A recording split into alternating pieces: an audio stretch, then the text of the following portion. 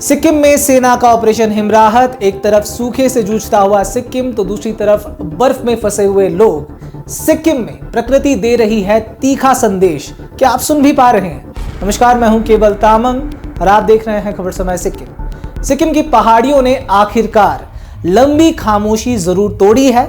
जनवरी और फरवरी जैसे चरम शीतकालीन महीनों में जहां बर्फबारी सामान्य बात मानी जाती है, लेकिन इसके विपरीत इस बार राज्य ने असामान्य सूखा देखा है। इसका नतीजा ये हुआ कि सूखी ढलानें, जंगलों में आग और राजधानी गैंगटॉक तक में पानी का संकट।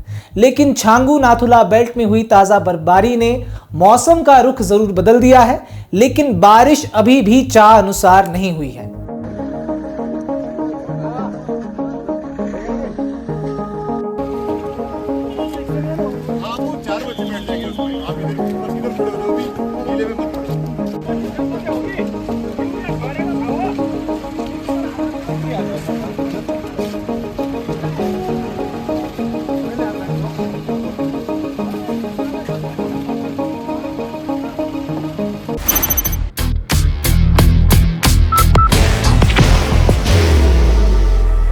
Will only be one insignia.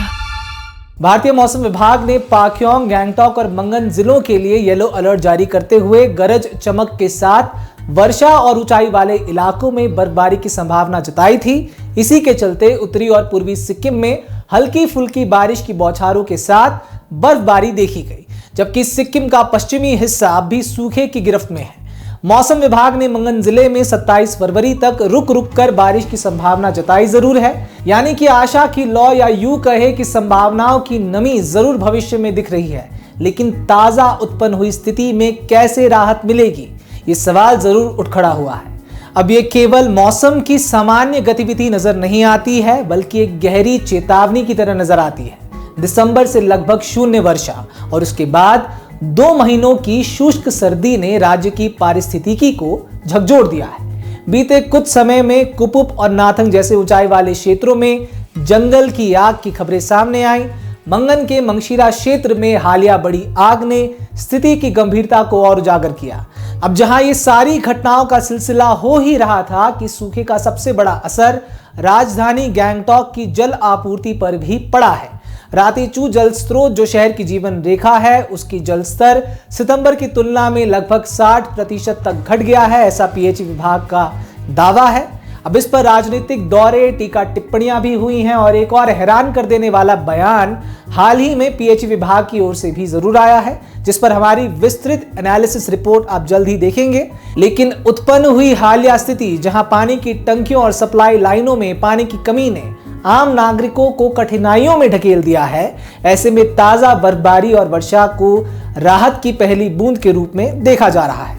लेकिन इस राहत के साथ चुनौती भी आई है।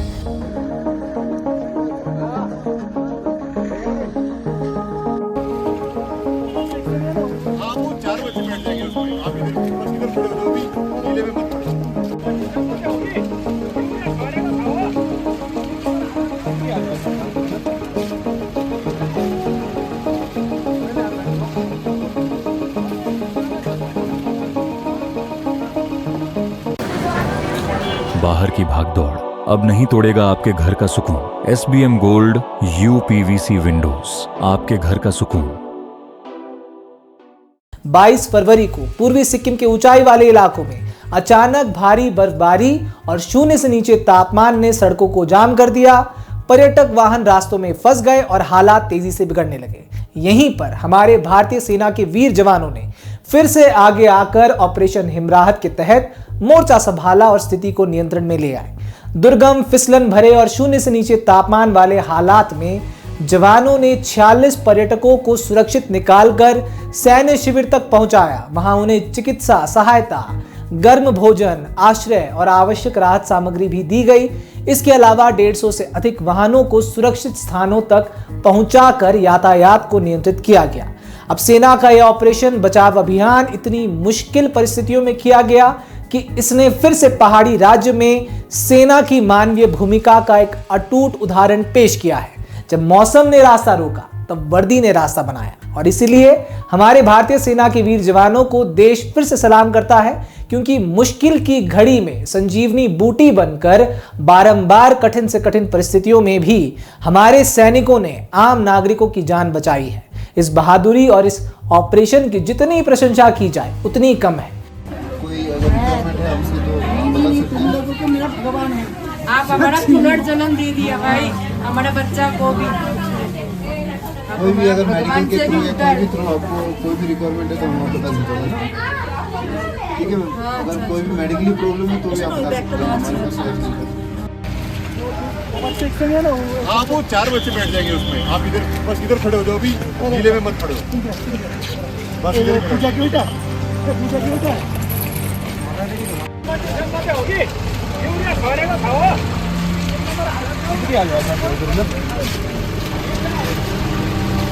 पहले आप बच्चे को बोलती हूँ।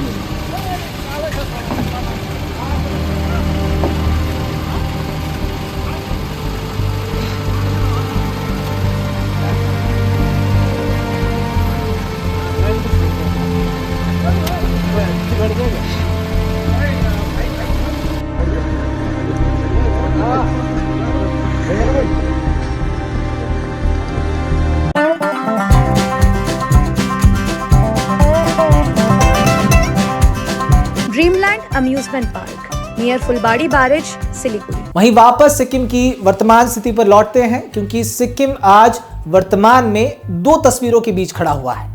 एक है असामान्य सूखा, जंगलों में लग रही आग और राजधानी एवं अन्य जिलों में जल संकट की चिंता। दूसरी ओर बर्फ से ढकी चोटियों की राहत, लेकिन उसके बीच फंसे आम लोग। अब इस बदलाव को केवल मौसम के भरोसे नहीं छोड़ा जा सकता है, बल्कि ये समय है फिर से नई नीति और तैयारी करने का, क्योंकि जल संरक्षण, आपदा प्रबंधन और पर्यावरण संतुलन अब विकल्प नहीं रहा है, बल्कि अनिवार्यता है।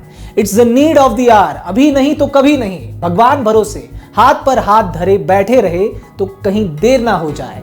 अब सिक्किम के लोकसभा सांसद भी कई बार संसद में क्लाइमेट चेंज, ग्लोबल वार्मिंग जैसे मुद्दे तो उठा ही रहे हैं। अब ऐसे में समय की मांग यही है कि केंद्र और राज्य दोनों को मिलकर हमारे पहाड़ी राज्यों को, हिमालय को, हिमनद झीलों को, इन सबको बचाने के लिए कोई ठोस प्लान लेकर आना ही होगा। अब ऑप्शन नहीं है, क्योंकि अभी जो सूखे के बाद बर्फ की ये सफेद चादर दिख रही है, भले ही ये अभी खूबसूरत लग रही हो, राहत दे रही हो, लेकिन इसके पीछे छिपे हुए संदेश को भी साफ साफ सुनना जरूर है।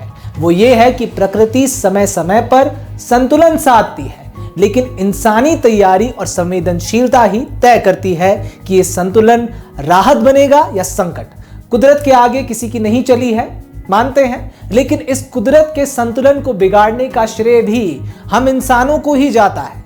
तो वक्त रहते नीति, प्लान, सटीक शोध और उसके बाद तुरंत कार्रवाई ही समाधान है, क्योंकि कुदरत ने अगर खुद संतुलन बनाना चाहा तो हमारे तमाम सोने के महल और दिखावों की इमारतें बौनी नजर आएंगी और हम बेबस। तो फिलहाल ऐसे ही तमाम खबरों को जानने के लिए हमारे साथ बिल्कुल बने रहें और देखते रहें खबर समय सिक्किम, हर समय खबर समय। धन्यवाद। Nations march with pride, flags held high. Dr. Suborno Bose sets the vision. The YCO trophy is unveiled, marking the beginning of a global culinary journey.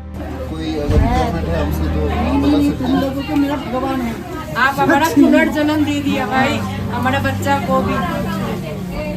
कोई भी अगर मेडिकल के थ्रू या कोई भी थ्रू आपको कोई भी रिक्वायरमेंट है तो हम आपको बता सकते हैं। ठीक है मैम, अगर कोई भी मेडिकली प्रॉब्लम है तो भी आप बता सकते हैं, हमारे पास है। हाँ वो 4 बच्चे बैठ जाएंगे उसमें, आप इधर बस इधर खड़े हो जाओ, अभी नीले में मत खड़े हो, बस इधर पूजा की बेटा, पूजा की बेटा